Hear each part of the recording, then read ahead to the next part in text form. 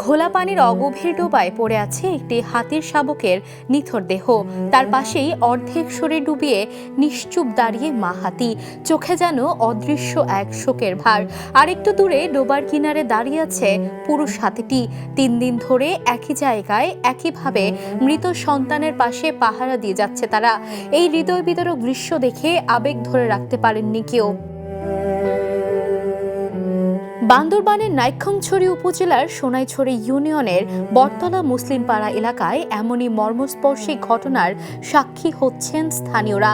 গত মঙ্গলবার থেকে টিলার পাদদেশের একটি ডোবায় শাবকের মরদেহের পাশে দাঁড়িয়ে থাকতে দেখা যায় হাতি দম্পতিকে।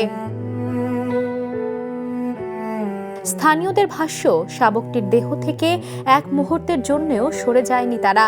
রাতে পুরুষ হাতিটি কিছু সময়ের জন্য জঙ্গলে গেলেও আবার ফিরে এসে দাঁড়িয়েছে সন্তানের পাশে। একইভাবে মা হাতিও খুব অল্প সময়ের জন্য খাবার খেয়ে ফিরে এসেছে সেই ডোবার কাছেই, যেন মৃত্যুকেও মানতে পারছে না তারা। ঘটনাটি দেখতে প্রতিদিনই ভিড় করছেন এলাকাবাসী। অনেকেই দূর থেকে দাঁড়িয়ে এই দৃশ্য দেখে আবেগ আপ্লুত হয়ে পড়েছেন।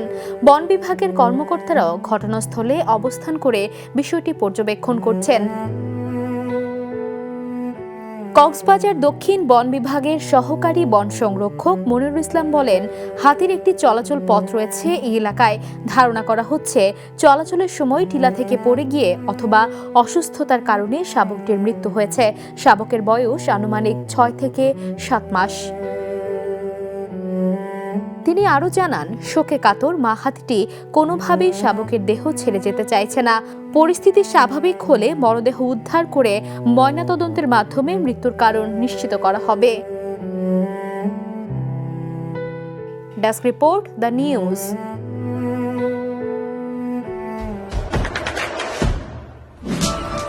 দেশে দেশে সবার সাথে দ্য নিউজ।